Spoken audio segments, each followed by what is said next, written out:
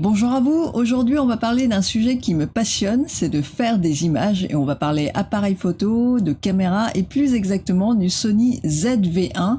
C'est un petit appareil photo tout mignon que je teste depuis à peu près 2 semaines maintenant et vous allez voir c'est pas mal du tout pour faire de belles images pour les gens qui n'y connaissent rien en technique ou bien pour ceux qui s'y connaissent en technique mais qui n'ont juste pas envie de se prendre la tête sur les réglages. J'ai le plaisir de vous annoncer que cette vidéo est sponsorisée par Boulanger.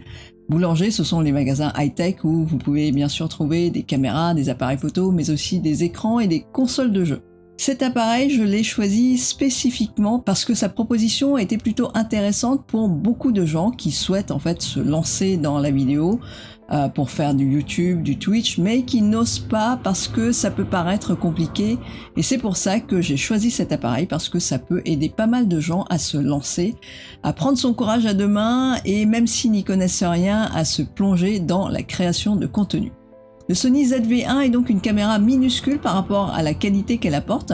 C'est bien mieux au niveau du rendu des images par rapport à un smartphone et elle a des fonctions très intéressantes pour se filmer tout seul par rapport aux autres appareils du marché parce que cet appareil est conçu justement pour les créateurs de contenu qui généralement se filment tout seuls.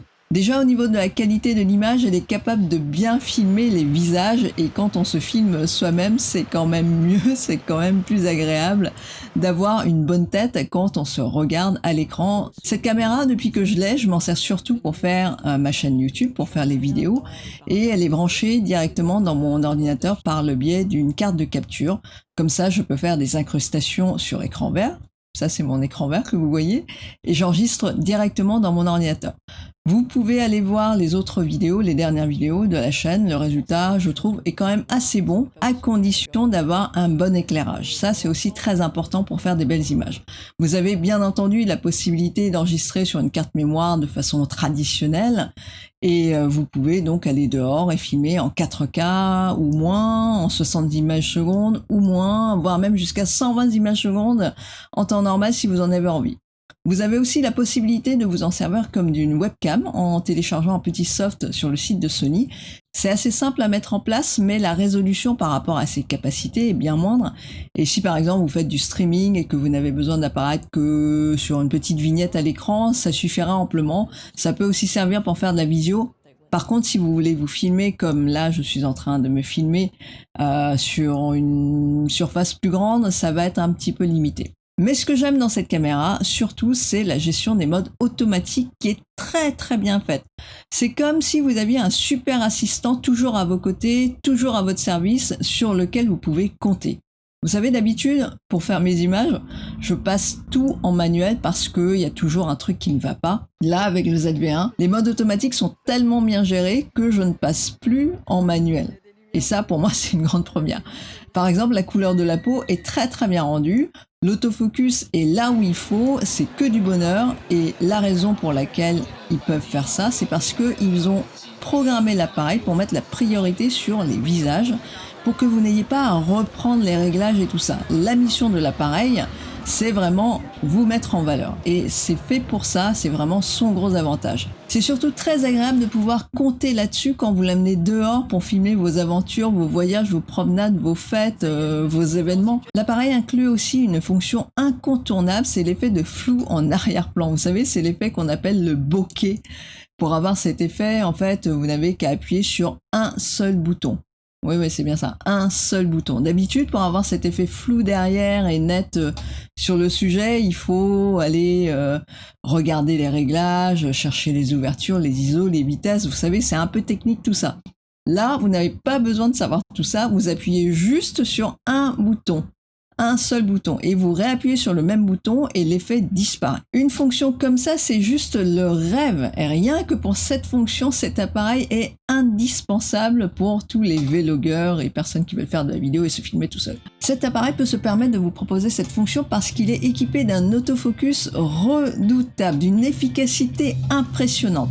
Que ce soit sur votre visage ou sur des objets que vous filmez, il est capable de faire le point automatiquement, de loin ou de très près, de façon très réactive. Il passe en mode macro tout seul quand vous vous approchez de très près, peut-être trop près parfois, d'objets que vous voulez montrer. Et si vous voulez montrer des produits devant votre caméra parce que vous avez un projet, une chaîne YouTube pour présenter des choses, je sais pas moi, des ustensiles de cuisine, des huiles essentielles, des boucles d'oreilles, des fils de figurines, des manettes de jeu, enfin bon, tout ce qui vous donne envie, eh bien il y a un mode exprès pour ça. Ça s'appelle le mode présentation de produits et dans ce mode, l'autofocus fait le point automatiquement sur les objets qui passent au premier plan et de façon très réactive. Et ce mode est très pratique parce que c'est des situations qui sont pas faciles à gérer pour des caméras en temps normal. Tout ça pour vous dire que l'autofocus de l'appareil est vraiment impressionnant. Un autre truc vraiment appréciable, c'est le micro intégré qui est très correct. Il est tout à fait exploitable pour faire des vidéos. Et si vous êtes dans un environnement à peu près calme, eh bien ça fera très bien l'affaire pour enregistrer vos commentaires devant la caméra. Mais quand vous êtes dehors, pensez à lui mettre sa moumoute. Oui, cette petite moumoute est fournie dans la boîte et ça lui donne un certain charme, du caractère et de la personnalité même, je dirais. Il est tellement beau avec sa moumoute et il aime bien qu'on le recoiffe de temps en temps. Enfin, blague à part, cette moumoute sert surtout à couper les sons parasites du vent quand vous êtes à l'extérieur pour couper les bruits très gênants des souffles d'air et ça vous permet donc de parler sans que ce soit inaudible à cause du vent. Par contre, si vous voulez un son qui soit meilleur, je vous conseille quand même de brancher un micro extérieur. Il y a une prise micro dans l'appareil pour ça. Par contre, si vous n'avez pas envie de vous encombrer, le micro intégré peut très bien faire l'affaire si vous n'êtes pas trop regardant sur la qualité du son. On est vraiment dans l'esprit de la caméra qu'on emmène partout, sans se prendre la tête, et même si on oublie un micro, eh bien on peut toujours s'en servir. En parlant de trucs bien pratiques, quand vous êtes à l'extérieur pour vous filmer, l'écran de contrôle peut se rabattre complètement de l'autre côté et comme ça vous pouvez voir si vous êtes dans le cadre ou pas. Et quand vous vous filmez tout seul, ça c'est super important.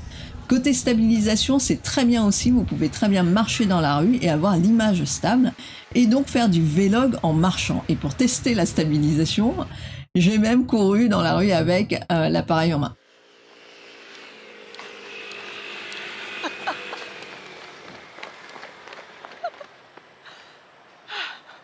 Bon, ok, les gens se demandaient ce que je faisais, mais bon, c'était rigolo. Et puis, on va dire que même en courant, les images restent exploitables. C'est pas terrible, ça bouge beaucoup, mais en connaissant les conditions, je trouve que c'est pas mal du tout. Le petit inconvénient de ça, c'est que je dirais que si vous activez la stabilisation active, qui est donc la plus efficace, eh bien, la focale, donc ça veut dire votre champ de vision, elle passe de 24 mm à 35 mm, donc c'est un petit peu serré. Le résultat, c'est que si vous tenez votre caméra à bout de bras, eh bien, ça risque d'être un peu court. Votre visage va occuper beaucoup de place dans le cadre, et donc je vous conseille très fortement d'utiliser à l'extérieur la caméra avec un selfie stick. Si vous avez un peu plus de budget, vous pouvez aussi vous équiper avec la poignée officielle de Sony qui est très qualitative. Cette poignée comprend surtout des commandes qui faciliteront l'usage comme par exemple les boutons enregistrer, zoom et ce fameux bouton défocus, vous savez, pour avoir le bokeh automatiquement, pour avoir l'effet de flou en arrière-plan avec un seul bouton. Dans les autres fonctions sympas, il y a aussi des ralentis très fluides que vous pouvez réaliser.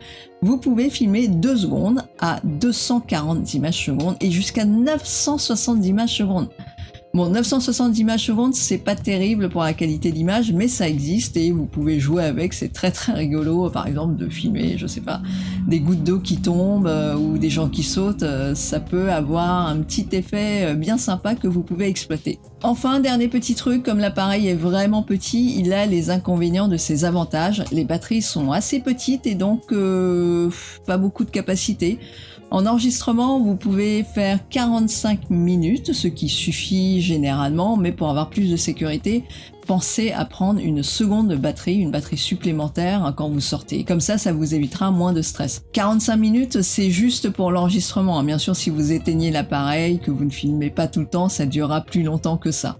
En mode webcam, comme vous branchez l'appareil sur l'ordinateur en USB, l'appareil se charge en même temps et donc les sessions peuvent durer plus longtemps que 45 minutes. Moi j'ai déjà fait des streams de 1h30, même plus avec, il n'y a aucun souci. En conclusion, le Sony ZV-1 est un petit appareil photo caméra qui vaut carrément le détour parce qu'il est simple à utiliser et s'adresse à ceux qui n'y connaissent rien en technique.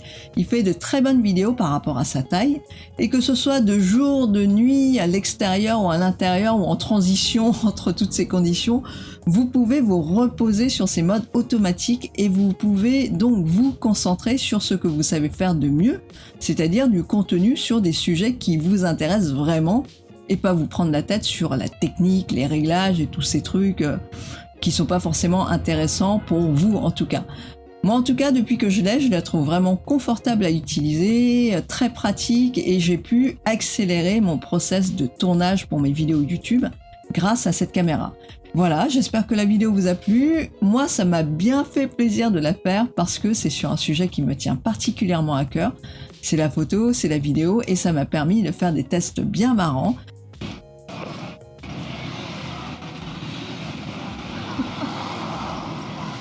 N'oubliez pas de vous abonner si la vidéo vous a plu et d'activer la cloche.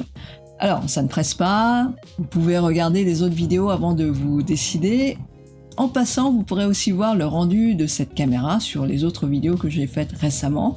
Comme ça, vous aurez une idée plus précise de la qualité de ce qu'elle peut faire. Je m'appelle Gia, aujourd'hui on a parlé de photos et de vidéos et je suis contente. J'espère que vous avez passé un très bon moment et je vous souhaite une très bonne journée. Sur ce, je vous dis à très bientôt.